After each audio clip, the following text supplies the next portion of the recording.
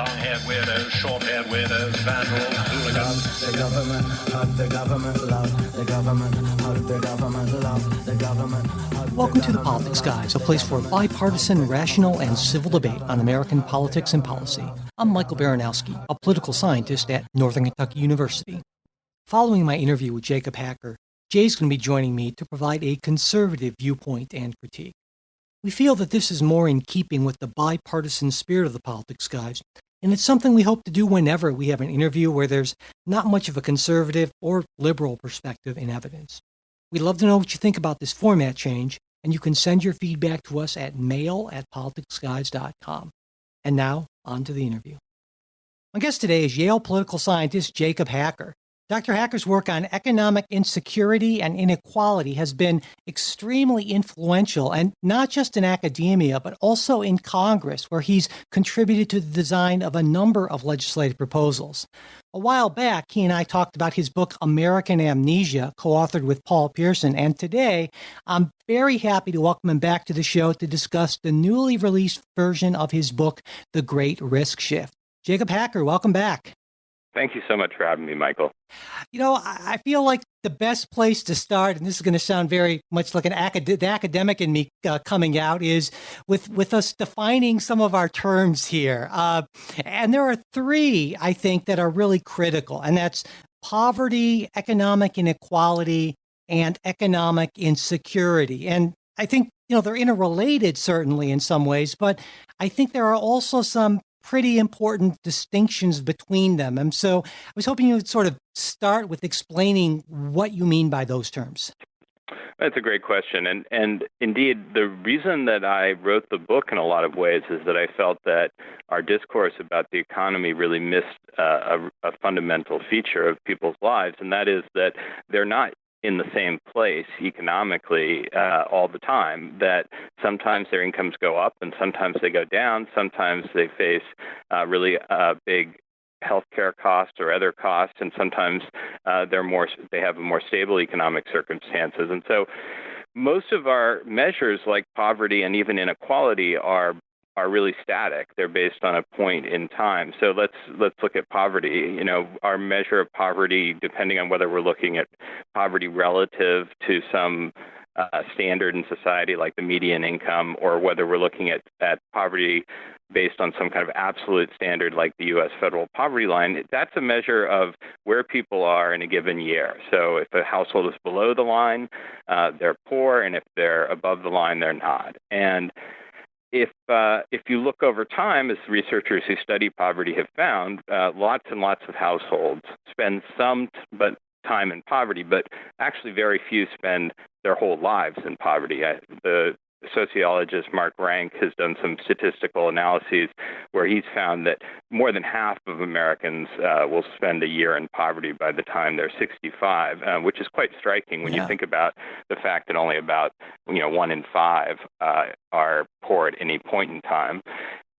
Inequality is relational, right? We don't ever say that someone is unequal. We have to say unequal relative to what. So we say, that the rich are getting richer and the middle class is not, and that's creating greater inequality between them. But it's also usually seen as static. So when we look at those inequality statistics, we tend to assume that the people who are rich and the people who are middle class and poor are the same, but they're not necessarily. Sometimes people do move up the income ladder, and sometimes, as I write about in The Great Risk Shift, they fall down it.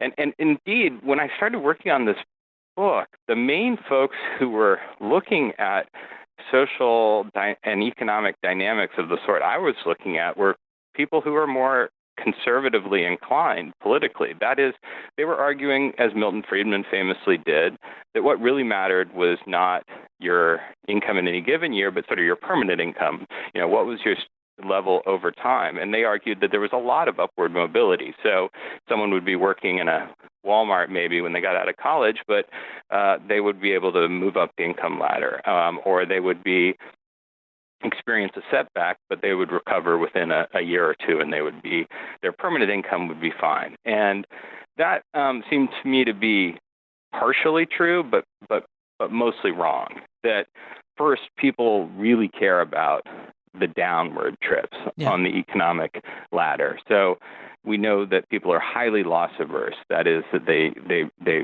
fear losses, and they value things that they have very much. And so, it's just not the same when you give a kid a new toy, they're happy. If you try to take a toy away from a kid, they're apoplectic, right? So loss aversion is a big thing.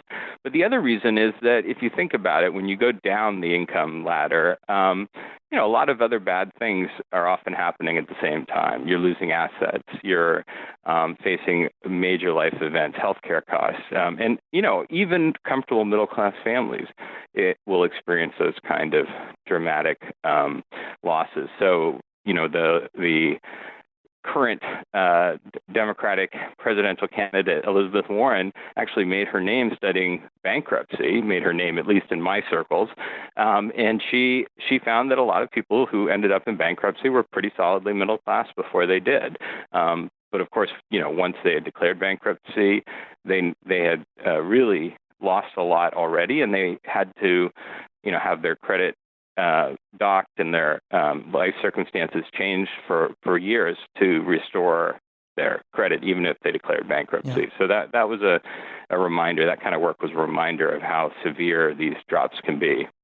And you mentioned that poverty and inequalities are largely seen as static, at least measured as static measures, and that gets into, I think, a difficult, challenging measurement issue when we talk about economic insecurity or volatility, as you sometimes refer to it, because it's a lot harder to get a good measure of volatility over time. Correct? Absolutely, and it's so hard that I still think we're really in a pretty early stage of understanding some of the really important features of income and income volatility. So let me define volatility really quickly, because I think that's a term that people hear with the stock market, and it's not as clear, it's not as commonly associated with income. But the idea of volatility is essentially that whatever, let's say at any income level, you could have an income that's just moving along as a completely straight line, or you could have something that looked much more like the stock market, right, gyrating up and down. And what researchers who started studying this found pretty quickly was that most people have more jagged life experiences. They might be going up, but they're not going up in a straight line, or they might be going down over time, but not in a straight line. Now, measuring that is really hard, and it's really hard for two big reasons. The first reason is that to do this, you actually have to look at the same people over time. And that may seem kind of obvious, but most of the surveys we have, like the Census Bureau's current population survey, don't follow people over time. Well, actually, the Census Bureau's current population survey, actually, you can follow people for 2 years if you match them across two surveys, but that's a little technical, and it doesn't allow you to follow them for longer than 2 years. Right. So there really aren't a whole lot of what's called panel surveys in the United States. The second thing, I think, and this is still a huge problem, is that we have in a lot of the so-called cross-sectional surveys, the ones that are done with a random sample of people, right, every year or even every month, we get a lot of different kinds of data. So we have evidence on their wealth and on what they spend money on, and we have evidence on their political views sometimes. And so we have this very comprehensive picture in a lot of the cross-sectional surveys that we don't have in a lot of the overtime or panel studies. And that's really, really important, because if you want to understand people's economic circumstances, you kind of want to be able to triangulate between among the kind of three big measures of people's economic condition. One is their income, another is their wealth, and a third is what economists call consumption, but the rest of us just know as spending, right? What do you spend money on? And if you think about it, each of those things really matters for economic security, right? If you have more wealth, then you can deal with economic shocks more easily by spending down your wealth. If you have more wealth, even if your income drops, you might be able to keep spending. But we can't see that if we don't have wealth, and we can't see your spending if we don't have these Right. consumption data. And if you think about spending, sometimes it's stuff that people love to spend money on, right? Like buying a new phone. But a lot of the things, the big ticket items we spend money on are things that we kind of feel we have to spend money on, like healthcare and education and housing. And those things can be really variable, right? So, for example, if you look at people's healthcare costs, right, if they have a major medical event, even if they have health insurance, they'll often end up spending a lot of money in a given period of time, far more than they can pay out of their own current income. And the last thing I would just say here is, and we can talk a little bit more about where I found the different data that I use in the book, but the last thing I would say here is that the really striking thing doesn't require any fancy statistics to look at, and that is just to ask this sort of simple question: is like, how long could a household go without its current income if one of the family members lost its job? And you can think of it in the same way as what would happen if a family that has a stable income but experiences a huge financial shock, like a massive medical cost. And the answer is a really strikingly small percentage of people have much beyond what they earned last week. It depends on how you define it, but the idea that people are asset poor or highly constrained, living paycheck to paycheck, is just true when you start to look at the data, and it's particularly true in the United States. And that's part of the reason why there's so much insecurity here. It's really hard to cope with a lot of these risks because people are living really close to the edge, and they're living really close to the edge, I think, because there's been really very little income growth below the top, and a lot of the things that we value have gone up in cost quite a bit, especially healthcare and housing. There are other reasons, but I think those are the sort of the fundamental reasons why. So then you add on top of that our safety net, if you will, is pretty tattered.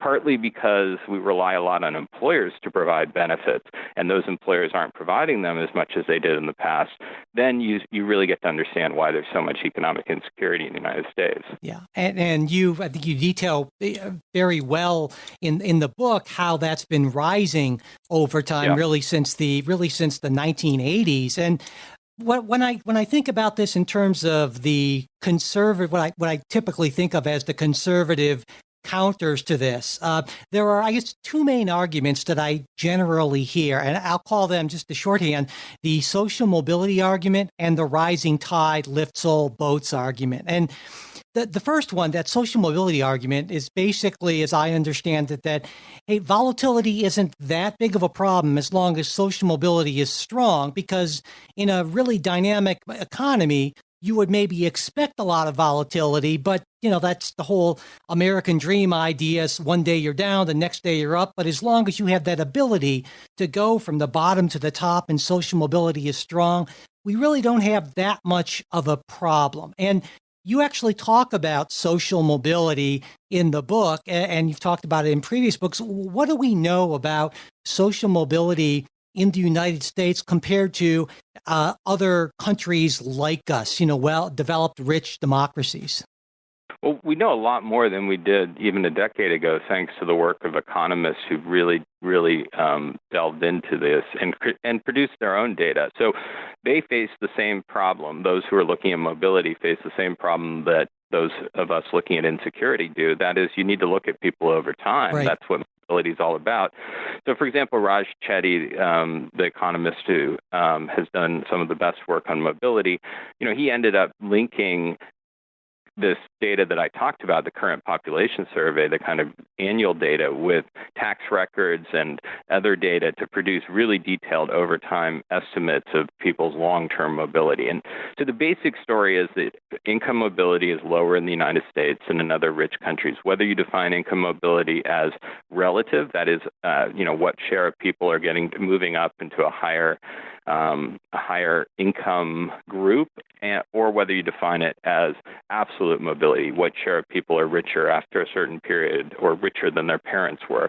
And perhaps the most striking illustration of this is it comes out of the work of Raj Chetty, in which he shows that the chance that a kid will have a higher income than his or her parents was about 92% for people born in the 1940s, but had fallen to 50% for people born in 1980. That's Wow. the last generation he looked at. So it went from being a sure thing or almost sure thing to a coin flip.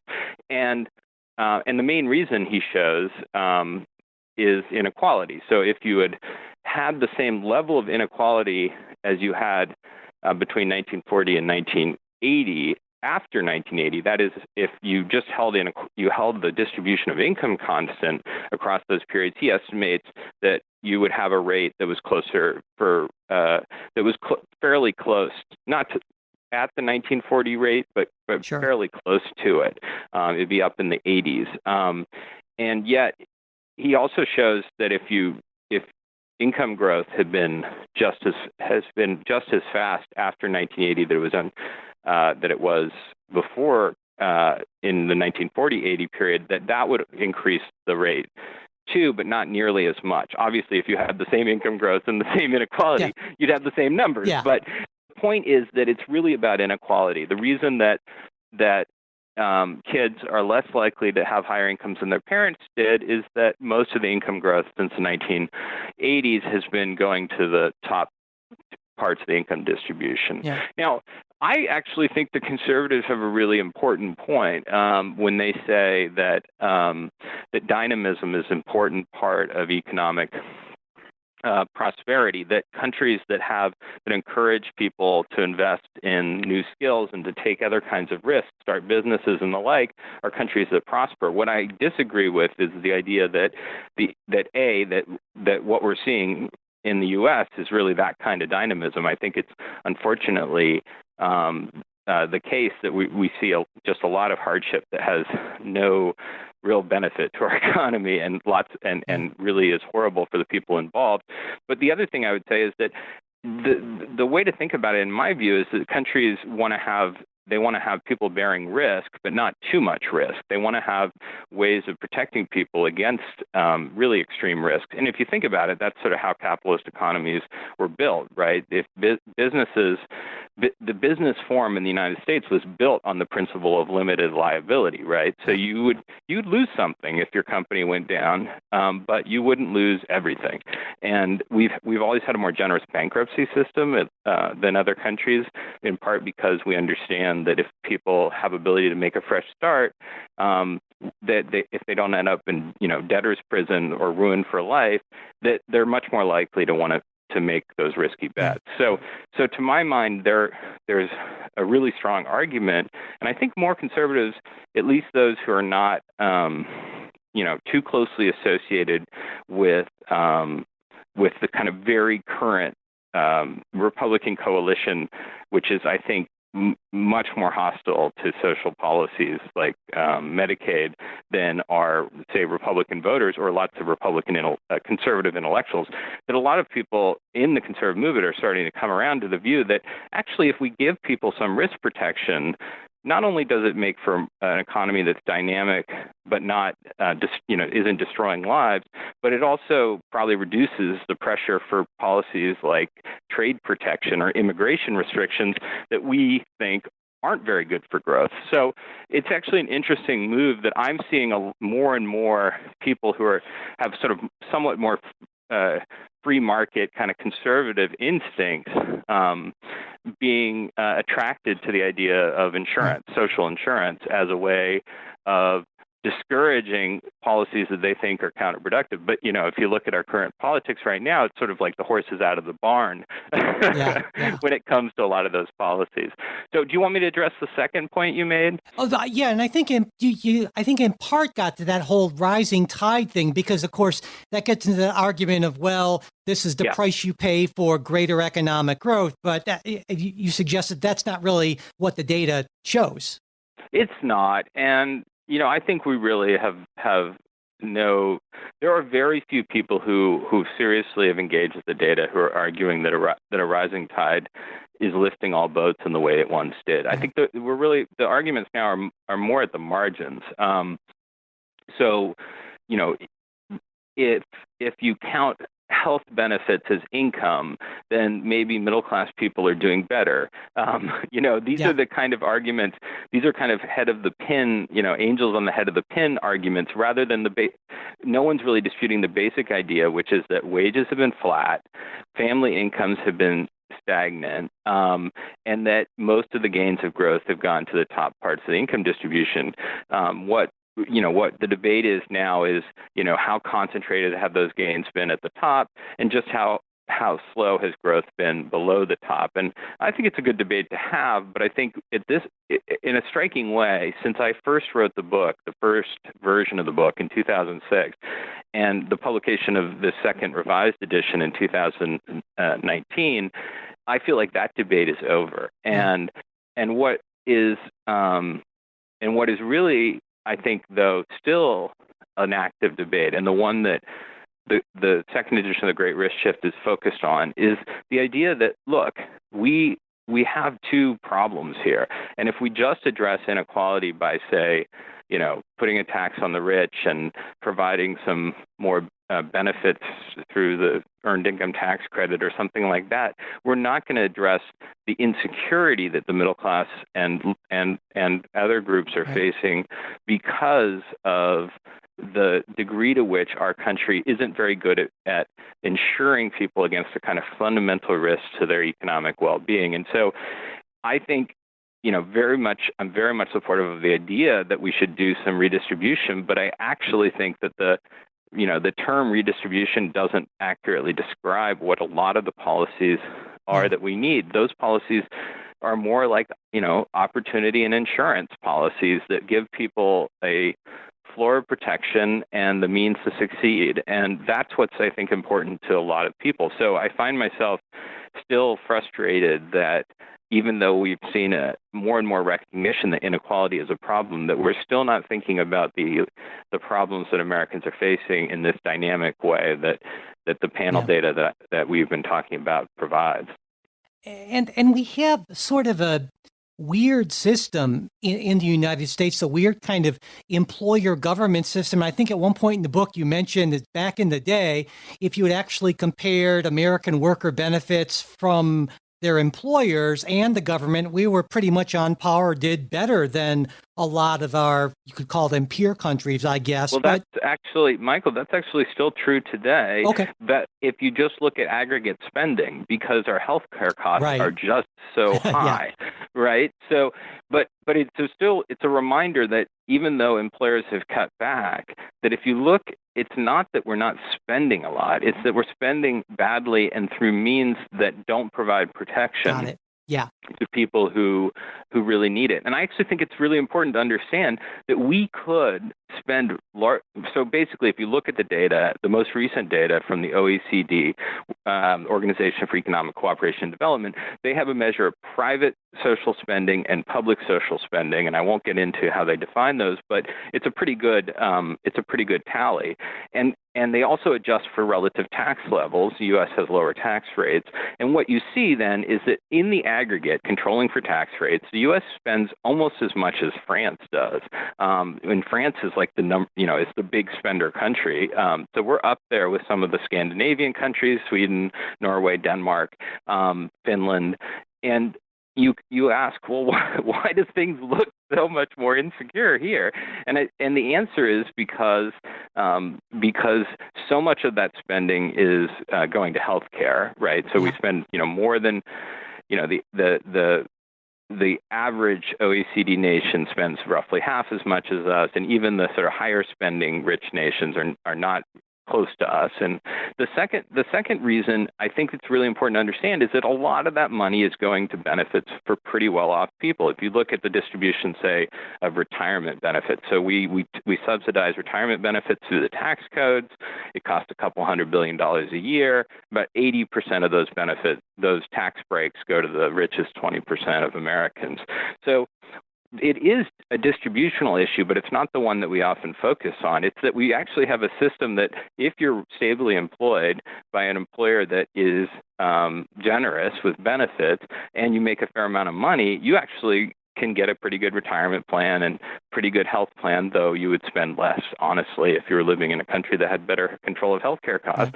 But if you are a middle-class person who's on the edge, and there are a lot of them, or much less a working-class person who doesn't have access to a workplace plan, you're in a world that is fundamentally different and insecure. And so it is an inequality story, but it's not the one that we hear about. It's not about income. It's about access to security. Right.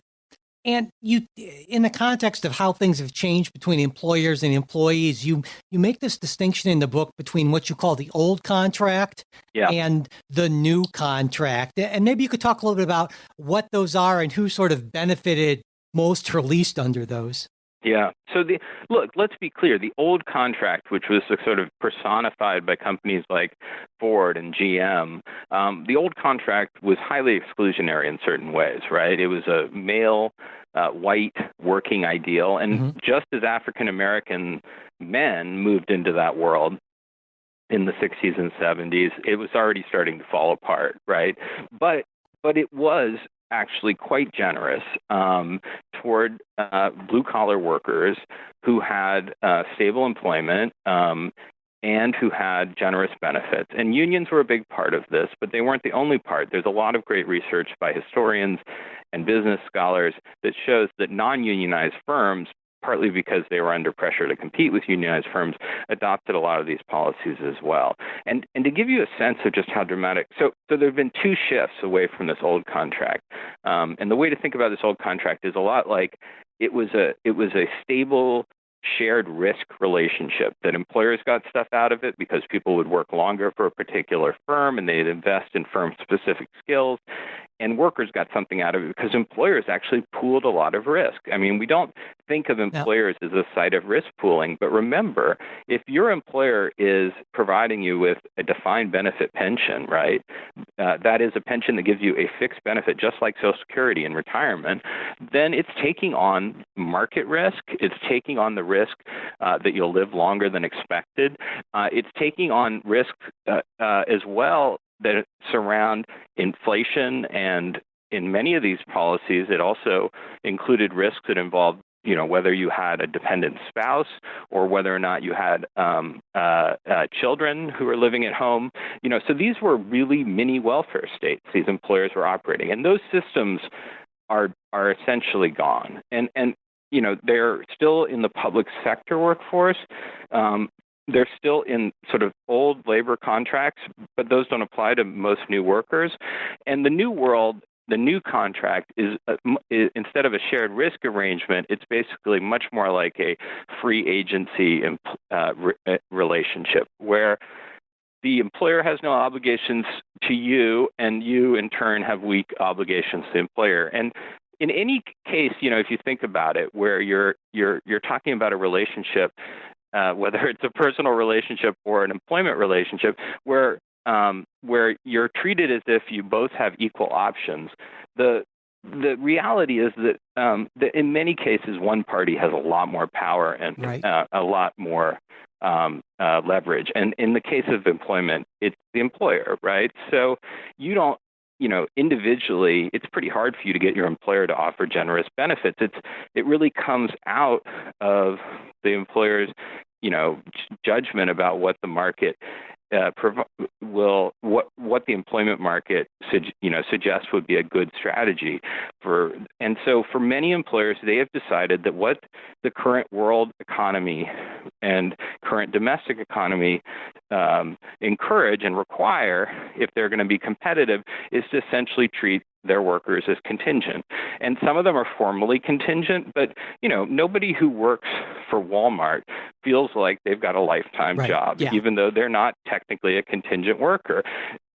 So Walmart is now the biggest firm in the U.S., and GM was at the turn of the century, or in the mid-20th century, and Walmart's now the biggest firm, and that's the kind of employment model. Now we're beginning to see that get even more extreme in the so-called gig economy. Companies like Uber, right, or some of the task sites like TaskRabbit or Amazon's Mechanical Turk. These are kind of the apotheosis of the new employment contract. That is, there is no employment relationship. And you see a lot of companies segmenting their workforce, so contracting out all the stuff where they don't want to be in the position of being essentially a welfare state, where they want their workers to be on their own. And I basically think that this is a trend that is not going to change, and that is not as problematic as you might think if the public sector steps in to provide those sources of security that employers are no longer providing. The reason why having legal status as an employee is so important in the United States is because all of these other benefits come with it. But if a lot of these benefits were moved out of the workplace, it would be much less problematic. So if every Uber driver had generous insurance and a stronger safety net, and better pensions and real protection against unemployment and so on, we would be much less concerned. And by the way, it would also mean, since you'd pay for this with taxes, partly on companies, that these companies would have to pay some of their fair share. So to me, the shift that we've seen that has eroded the private welfare state really doesn't have much chance of changing itself. I think we could discipline it in certain ways, but that it doesn't require that we accept this massive amount of insecurity. Instead, it calls on us to rediscover and re-embrace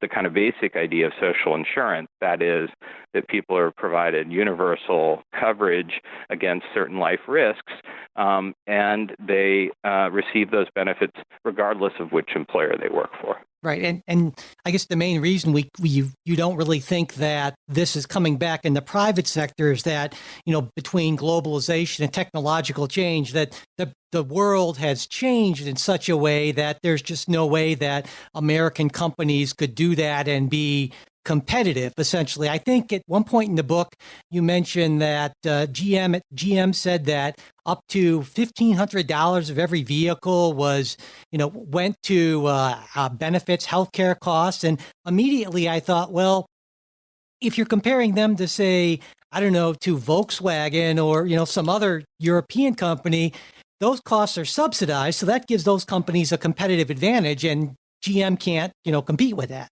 Exactly. So that's, I think, an irony of this, which is that, as I said, I think in a lot of cases, a position that says that we need to provide strong social insurance through government is actually a position that's pretty compatible with a fairly, a decentralized free market in which employers are free to move from job to job, and it is actually much more compatible with a competitive global economy, because there are lots of reasons for differences across countries in how much it costs to produce goods, and we all know that the U.S. is not going to compete just on low wage labor, right? It's obviously going to have to compete on having higher skilled workers producing goods that aren't easily produced in big factories in China. But we certainly aren't competing with our peer rich countries in those areas very well when the companies are saddled with healthcare costs that are far higher than in other countries. And, I should add that, if you look at other rich countries, very few of them have a very substantial role for private pensions either. I mean, there are private pensions in other countries, and they're particularly prominent in places where there are strong unions, but they're really supplementary to much more generous basic public pensions. And there is an area too where we think we may think that people should be working longer than they used to, so we may want to change policy around that. But we still believe that there's a portion of people's lives where they're exiting the labor force, whether because they have to, because their health has deteriorated, or because they want to, because they've worked their whole life in tough jobs and they want to have some time away from it. And contribute to society in other ways. As long as we believe that, and I think we will continue to, it seems like a reasonable fruit of modern affluent society that people should have a retirement. It doesn't make sense for that to be an employer responsibility. And to the extent that people need to save on their own, on top of that, that doesn't have to be run through employers as well. So to me, we really should say, that employment-based benefits had great value in the U.S. In the period in which they meshed well with the incentives of firms, but in our contemporary economy, for a variety of reasons, they don't, and they shouldn't have the kind of role they once did. And it's a transition issue. As you know, I've thought a lot about this with regard to healthcare, right? Mm-hmm. How do we move toward a broader public role in healthcare? You can't do it overnight. We have a very path-dependent system. That is one that's gone down a particular path that you need to accommodate when you think about how to change it. But the right policy is to move away from these benefits and provide broader public benefits that are available to all Americans, regardless of whether they are fortunate enough to work for a firm that provides them. Yeah. Now, I mean, a lot of what we're talking about seems pretty depressing, I think, to a lot of folks. And I can see a counter argument along these lines, saying, you're right if you look up until, I don't know, maybe from 1980 to 2010, let's say. But in recent years, you take a look at, record low unemployment, even the percentage of discouraged workers is down, long-term unemployment's down, wage growth's outpacing inflation. It looks like things are maybe better than that kind of depressing picture. I mean, how do you sort of reconcile what we're seeing in the economic data over the last, 6-8 years or so with this, with what you're talking about? Well, I would say two things. The first is that I'm not a doomsayer. That is to say that I think because of the fact that we are already spending a lot on these benefits, that they're overwhelmingly popular, and that properly understood, they're highly compatible with a dynamic capitalist economy, that we really have it within our grasp. And you know as well as I do that the big problem is getting our political system to move forward on this, and that would be a whole other conversation, which we actually had about American amnesia. But I'm actually quite an optimistic about the capacity to respond to this challenge. So there are challenges we face as a society, and the most notable being climate change, where I'm much less optimistic about that. But this is honestly kind of easy stuff, right? We could expand Social Security benefits by raising the share of wages that are taxed by Social Security. We could move towards, we could create a Medicare option for Americans and for employers that would allow people to get good coverage through Medicare, which is a more efficient system than private insurance. And we could provide paid leave that was contributory, as some states are doing. These are all things that are not just conceivable, but in many cases already in operation and working well, and just need to be expanded and reinforced. So that's what makes me optimistic, and that's why my optimism about the policy is tempered by my pessimism about our politics. But I should say that since the people who are saying, hey, the economy is great, are also just focusing on the economic problems, that I can do the same, right? So on the economic front, this is a totally fixable and doable thing. Right. Now you move to the second point, which I think is really fundamental. So I wrote a piece not too long ago, which was basically titled, "If the economy is doing so great, why are people not happy?" Yeah. And, so there is an increase in consumer confidence, but there's a sort of pervasive sense of disquiet about the economy, despite the fact that there are these top-line numbers that look good. Now, some of it, as you said, is that you really do want to dig into the employment statistics. You really want to ask, how much have wages really gone up, for how long? But I think we should really step back from that and say, look, economies go up and they go down, and hopefully when they go down, they're not going down in massive financial crises that destroy people's lives. We really need to make sure that we prevent that. Yeah. But economies go up and down, but that's that's the waves of the economy. And what I'm talking about is the tide. Mm-hmm. Gotcha. Each recession, each high point has been more insecure than the one before.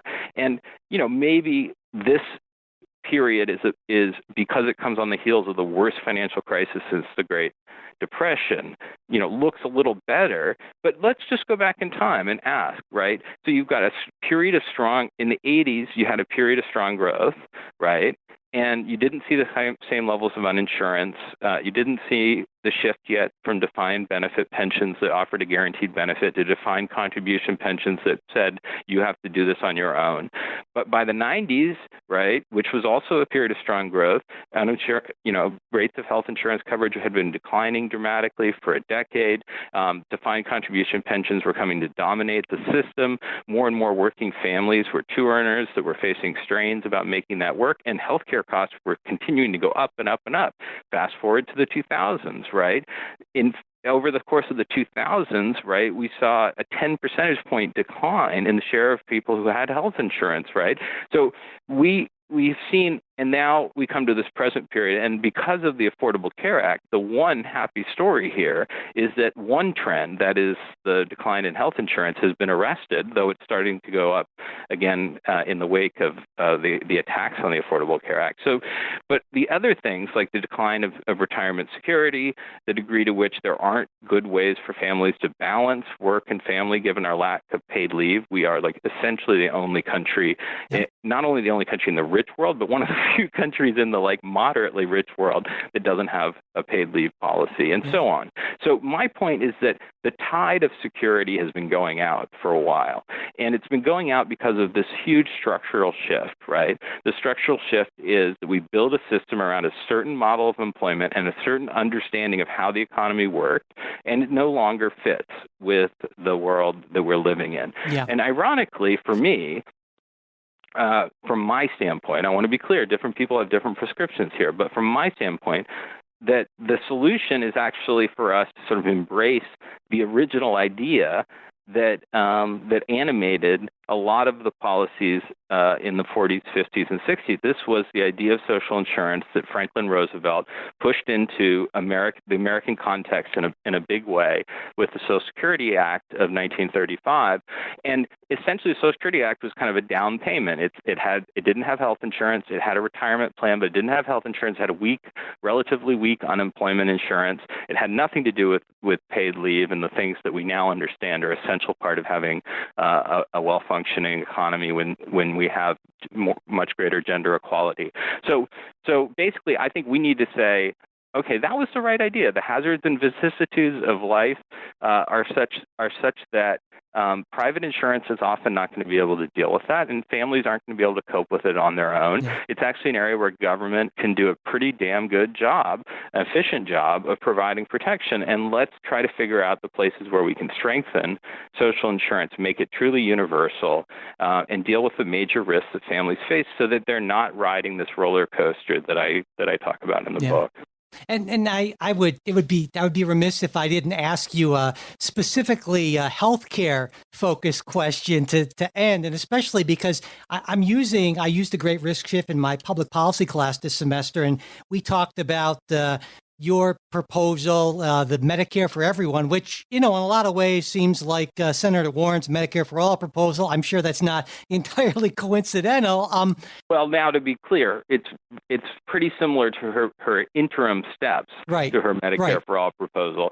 And it is not entirely coincidental, but I would say that I think that the story there, how Senator Warren, who started with a really robust Medicare for All proposal, but then recognized that there was a really difficult transition problem, that story is exactly the story I was just telling you before, right? Yeah. That we will have to move toward a new system with the idea that it's going to take some time.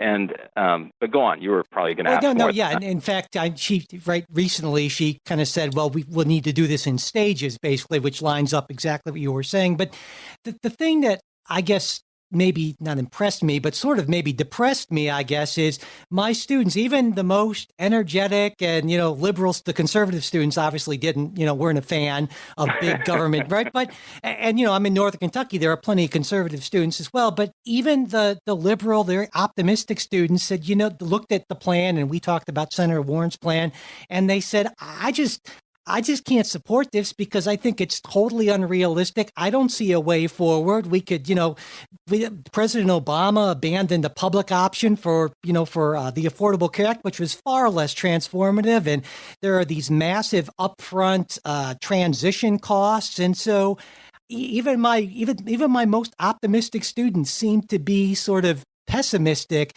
when it came to transformative policy change. And maybe you can give those students, some of whom I imagine are listening, and others, I hope some reason to hope. I mean, is this still a progressive pipe dream, as a lot of people, even on the left, seem to think? Well, I think Medicare for All is a progressive pipe dream if the dream is that we're going to get there in a matter of years, rather than over at least a decade or more. And but I don't think that the proposal I put out, which I'll explain in a moment, is a pipe dream. And I think people should understand that when it comes down to it, most of the barriers, not all of them, but most of the barriers are fundamentally political. Right. And that is important to keep in mind, because if it would be one thing if we just had no evidence that a universal Medicare system would be effective at providing universal quality coverage. That's not really in doubt. And our Medicare program is a lot more efficient than the private sector. It pays lower prices. It has proved to be capable of providing very high-quality care and broad access to providers, broader than most private insurance plans, to a big chunk of our population. So in other countries that have universal systems, whether they pursue a single-payer, one-payer model, or whether they have multiple payers, also show themselves to be far, far more effective, efficient, and it is really shocking the extent to which the U.S. has fallen behind other rich countries in basic health statistics. Most notably, we've seen an actual decline in longevity in recent years, and we've seen rising death rates among middle-aged Americans across the board. It is a shocking development, and one that really calls into question how well that system is working. But to get back to what I would do, I mean, I think the main thing that you would want to do is create a plan that people could enroll in and employers could enroll in that would be affordable.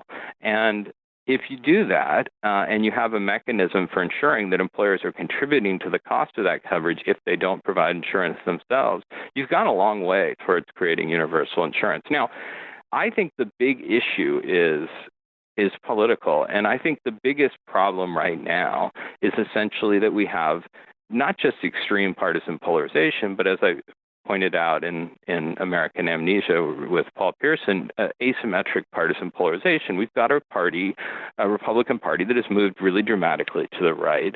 It's gotten more radicalized, particularly around issues of right-wing populism. But I think that's partly because its economic policy agenda is so conservative and not that popular. You think about how badly the tax cuts that Republicans passed in 2017 have played on the campaign trail. They basically had to talk about immigration because they can't talk about their economic agenda. So that is, to me, a huge problem. And you might say, well, that's not fixable. But look, we've had a more moderate Republican Party in the past.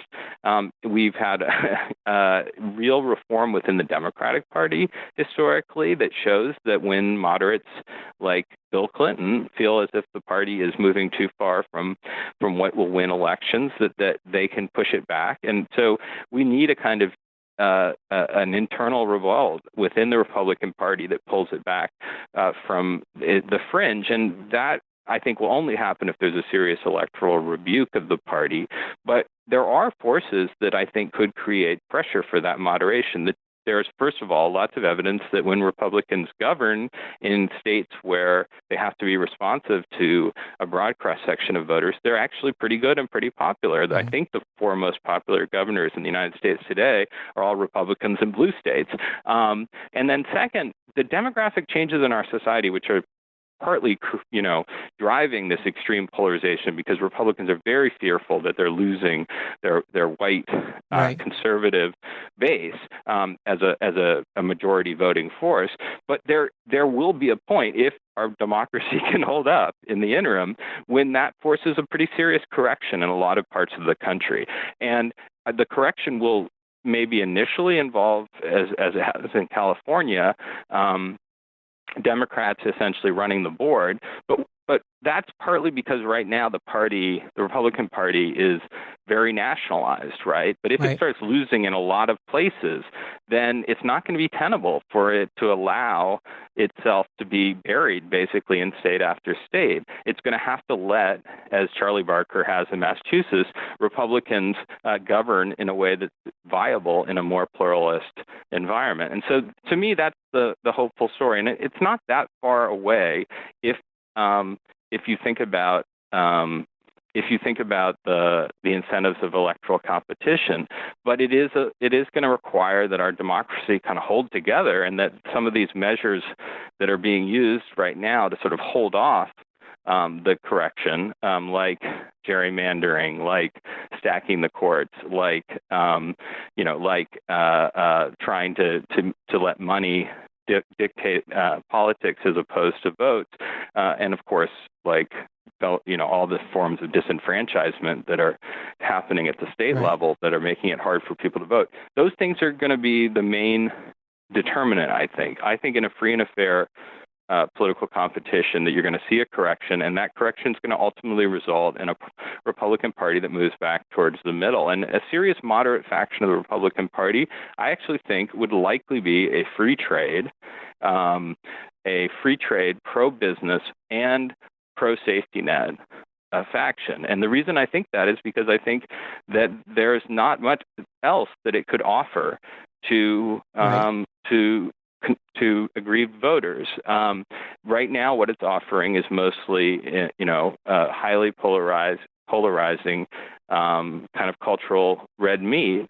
But if you're thinking about, well, we have to offer a program that's coupling free trade and not high levels of regulation of the market economy, and relative openness to immigration, with and gain the votes of a lot of people who are feeling like they're on the losing end of a global economy. It's going to have to be partly through providing greater opportunity and security to working Americans. And so that's my hopeful vision. I'm sticking with it. You can tell your students that they are more than welcome to come up with better transition plans to get from here to there. But the most important thing I hope that they'll take away from this is not that I have all the solutions, right? But this is a problem worth addressing. And to me, that's why I wrote the book back in 2006 when it wasn't really being discussed. And it's why I wanted to update it in 2019 when it seems like it is at the heart of our national political discussion. Well, I really enjoyed it. And I would want to recommend just to listeners, if you want sort of a really great overview, in my view, of American economic policy and public policy in the post-World War II period, just kind of the Jacob Hacker trifecta of winner-take-all politics, American amnesia, and the Great Risk Shift. That would be probably my number one recommendation, because I've learned a lot from those books, and so I really appreciate you taking the time to talk with me today.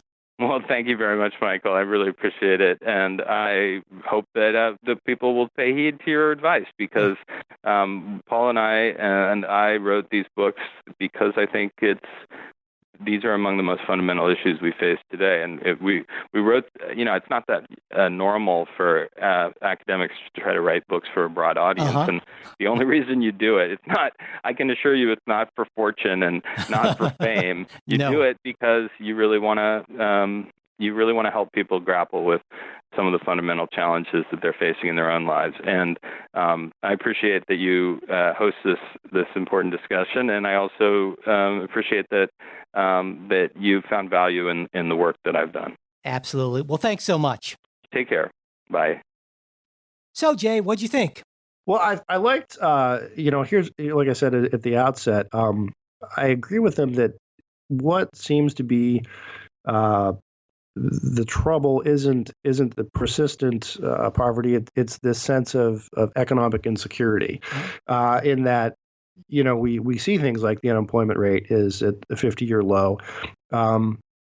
but people don't necessarily feel it.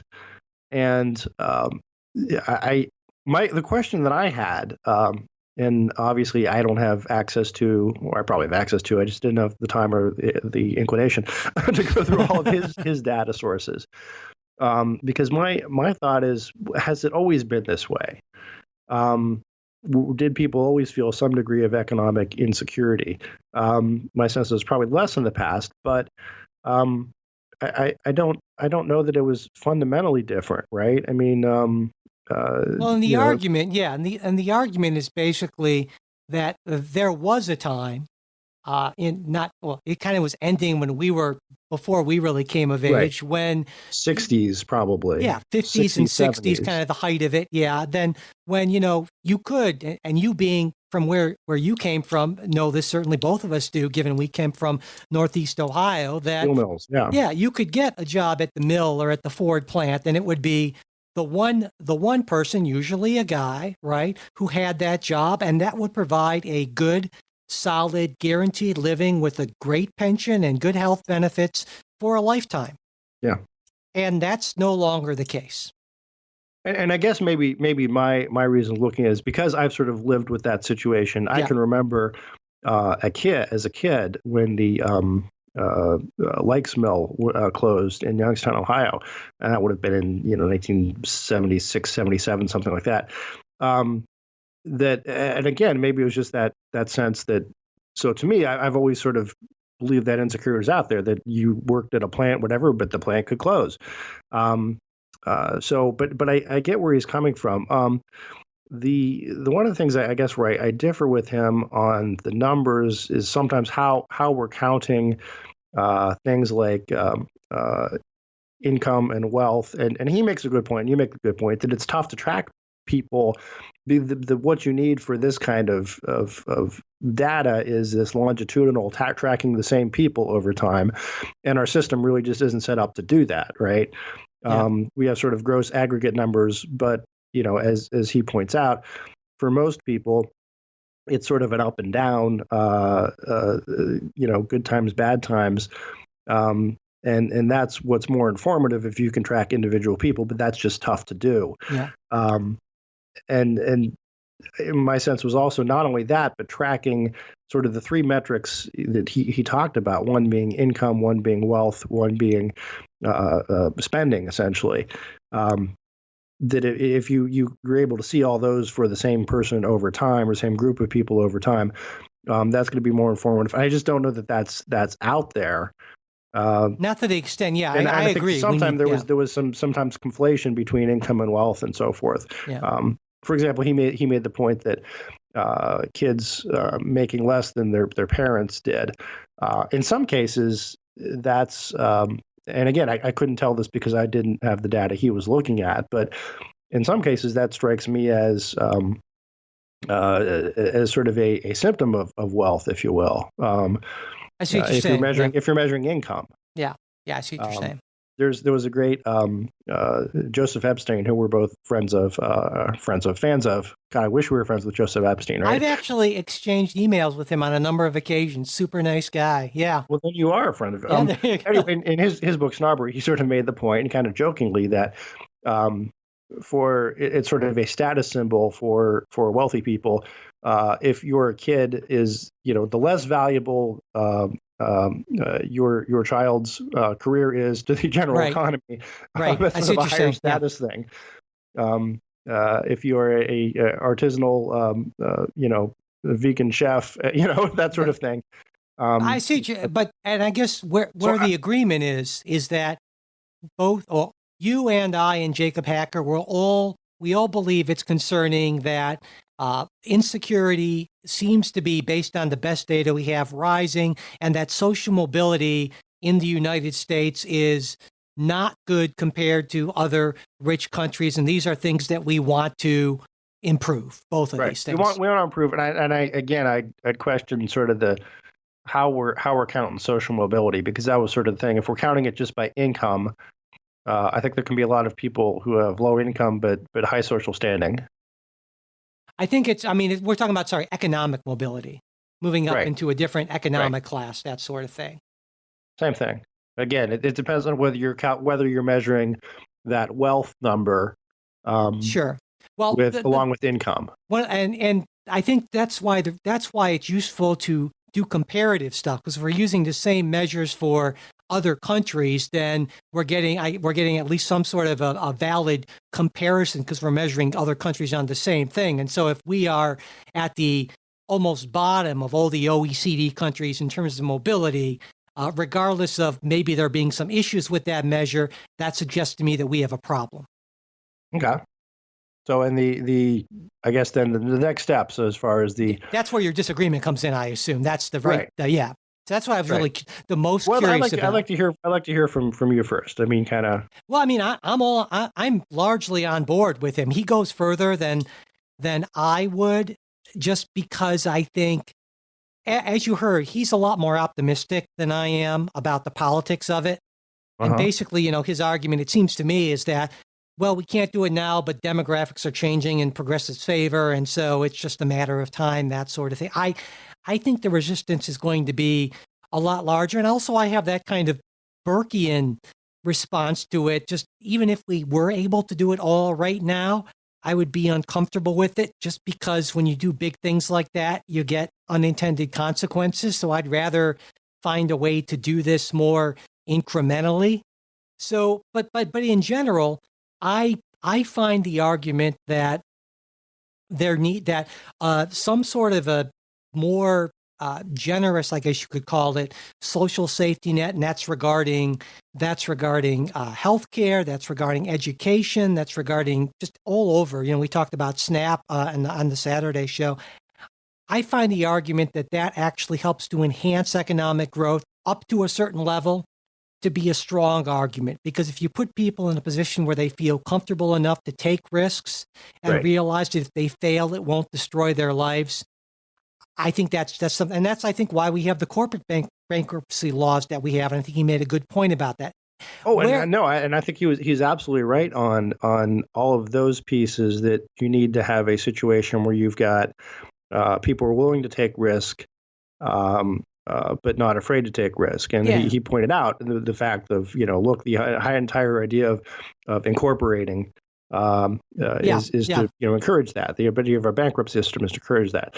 And I guess my concern is, look, there is a sweet spot. Yeah, exactly. There, and he would put it somewhere different, because I think if you go too far, you get into a situation where, and he even mentioned that people are by nature risk averse. That you don't take a risk, right? Because you're too comfortable. Yep. And I think that's a great point. And that seems to me to be where we all differ in that sense, is you would put that balance point at a lower level of support. Right. I would put it somewhere between you and Jacob Hacker, who would put it, I think, a bit higher than I would be entirely comfortable with. So it's the same thing with taxes, right? We all agree that there is a level at which taxation decreases economic activity, because people just say, well, if I'm going to be taxed at 100%, there's no point in me earning an extra dollar. And that's almost certainly true for 90%. But where is that cutoff point? And that's where I think, liberal and conservative economists and policy experts differ widely. Yeah. And that sort of plays into this sort of the same argument, is that, listen, if you're going to be paying more for this social safety net, at what point do you stop saying, look, it's not worth me taking the risk to make extra money, because I'm just going to get taxed on it anyway. And to me, that's an argument for incrementalism, where you say, okay, well, let's make it a little more generous and see what happens. Yeah. And, well, is that an overall boost to economic growth, and are people better off? Because I think we sometimes only look at it through the lens of economic growth. We need to look at what's happening more broadly in a kind of organic sense to society. And maybe that's, another kind of Burkean conservative part of me coming through. And if so, then we keep on ratcheting it up to the point where it doesn't make sense anymore. Right. And I think, the same thing is true of taxes. That's the same reason I would be very much against raise taxes till we get a recession. Yeah, well, I mean, we get a good solid recession. then we know where we're at. But it's to say it worked. The logic works the same thing with lowering, which is why I wasn't in favor of just huge slashing of taxes. I'm an incrementalist at heart, Jay. That's and I appreciate that. Well, my other thought though is also, and again, I don't mean to call out government employees, but the fact that if you've got, and this is what you see in some of these countries that he was sort of in praise of. A super strong safety net, right? What's the growth in France? What's the unemployment in France or in some of these places in Europe? That it can kind of become, I mean, where you have really good job security, government jobs, and do you want everything run like the post office? No offense to the post office, but you understand what I'm saying, that there is too much safety breeds. Sure. A certain amount of competition is important, and you could even say crucial. But again, I think we don't want to look just at top-line economic growth numbers. What I think, and this is a lot harder to do and more subjective, is to say, well, are people's lives better under these circumstances as opposed, because the economic part, that's a means to an end. We measure that the most because it's the easiest thing to measure, but it's not what we really care about in the end. I mean, for most of us, it's not about, well, do I have X dollars more? It's just, do I wake up feeling good and happy and fulfilled in my life? And that's what really matters. And the economic growth stuff, that's what matters. We want you all to be happy. That's what but isn't it though? I mean, yeah, absolutely. And so that's just a means to an end. And I'm not saying that we ignore the economic numbers, but it certainly seems to me that we have gone too far, and this is getting us a little far afield, but I think we've gone a little too far in just focusing entirely on that which we can measure most easily and not kind of taking the broader picture of, well, what is it that makes life fulfilling? And part of what makes life fulfilling and less anxiety inducing is this understanding, this knowledge that, you know what, I'm going to try this big thing. And if I fall flat on my face, I'm not going to end up, my life's not going to be over, basically. Right. And I think that's hugely important. What I mean, here's my other, and this was sort of my conservative sense that I got when I was talking, is that the safety net that he seems to be asking for, and he made this point early on, is that, look, people with greater wealth have sort of a greater safety net, in that wealth being sort of your savings, investments, what you have to fall back on, that if something bad happens to you, medical situation, job loss, whatever, you've got a cushion there. And I think the conservative response would be, rather than what can we do to get the government more involved in making a safety net, is how can we help people build wealth, so that they would have their own cushions to fall back on. Yeah. I think there are some things that exist right now that are the government does it and subsidizes it. For the big thing would be 401k plans and those types of things to encourage people to spend and invest. And I think the conservative response would be, we ought to do more for that. To promote that investment, savings investment, and also, and this has already happened, I think, at the federal level and a lot of the state levels, is allowing people, intergenerational transfers. It would be, fantastic if everybody were a Kennedy and inherited, plenty of money. But yeah, it would be. I mean, I think. So I mean, I think those are sort of probably the more conservative responses to, and well, instead of building a bigger government safety net, let's give people the tools or remove the impediments to them building their own safety nets. And hackers' concern with that is, and I will speak for him, since, like I said, in addition to just talking with him, I've been living this book for the last month or so in my class, and so I feel pretty familiar, is basically that this has gone to the extent where people are being thrown to the wolves, saying, okay, you have a 401k, but choose to invest in it or not. And a lot of what happens to you depends on what the stock market's going to be right before you retire. And you probably know, and I know people who were planning on retiring before the big 2008 financial crisis. We're like, oh crap, I got to work another 5-10 years, maybe more. And so to me, the correct answer, so to speak, is both. In other words, yes, you're right. It is important to try to help people find ways to build wealth on their own. But at the same time, it's important to understand that some people, for various reasons, especially people for reasons through no fault of their own, who aren't able to do that or suffer some sort of reversals, we need to take care of those people and make sure that their lives aren't destroyed. No, and I don't disagree with you on that. Yeah. And I think our differences are probably matters of degree. Yeah. Right. And where we draw the line. Because I think there could probably be, some sort of insurance product type. I mean, right now we have an unemployment system, which isn't great, but there is this insurance there, right? Mm-hmm. The healthcare is the other big thing where people can take a hit, but I think that's defending and absorbing against the shocks. I think you're right. In this, like a lot of issues, I think people are presented oftentimes, or sides are presented as being diametrically opposed, when really, once you drill down a little bit, it does tend to be much more of an emphasis or a difference of degree of where you put the balance, which is yet another reason, again, why I think the incrementalists in the end are the people we should be. No, of course, again, the Warren plan, though, I mean, would be something that is not incremental. Not at all. Like $56 bazillion or whatever it is. Yeah. It would be a lot up front. Of course, her argument and Bernie Sanders' argument are, in the end, it would actually be a savings, but the upfront transition would be wrenching and massive. And again, my conservative side coming out would lead to a massive number of unintended consequences. And would we all maybe be better off in the end? I don't know. Maybe we would, but temperamentally and by experience, I tend to avoid taking great leaps. But as some people point out, sometimes you can't cross a canyon in a bunch of tiny steps. Sometimes you have to take a great leap. So that is sometimes a valid argument. That's what Mal thought. I'll leave it there.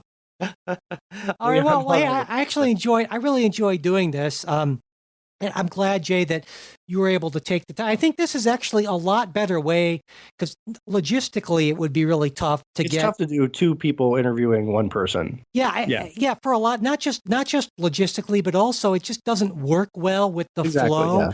And so I think this works a lot better. And I felt like this brought more to light than just running the interview. And I thought it was a worthwhile thing. So listeners, we really, again, this is an experiment. First time we're doing it. So let us know what you think, positive, negative, indifferent. You're probably not going to let us know, but we really, It was really okay. Yeah, exactly. But we really would appreciate, because I think this adds some value to the interview. So let us know what you think. We would really appreciate hearing from you. And you know how to reach us, mail@politicsguys.com. And thank you very much. Thanks.